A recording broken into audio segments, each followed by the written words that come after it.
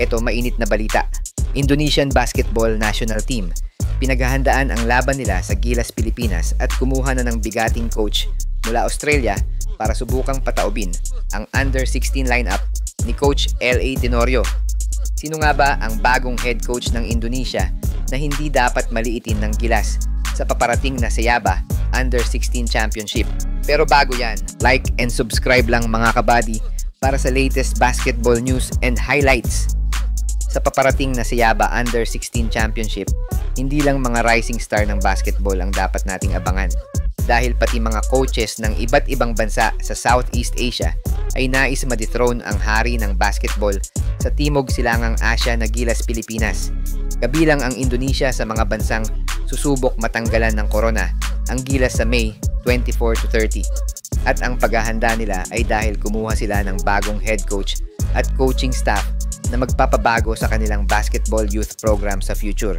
Kinuha ng Indonesian national team ang serbisyo ni Coach Rob Beveridge, isang veteranong Australian coach na matagal nang nagsisilbing technical director ng IBL team na Pelita Haya, ang team na nilaruan ni Justin Brownlee, kung saan nakuha ni JB ang kanyang first IBL championship nang kuhanin siyang import ng Pelita.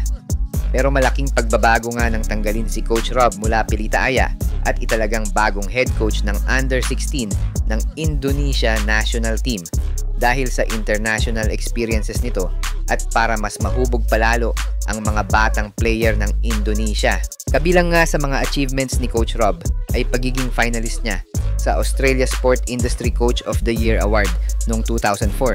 Nakuha rin niya ang Coach of the Year Award noong 2010 sa Western Australia Department Sport at last 2019 na-induct si Coach Rob sa NSW Basketball Hall of Fame sa Australia.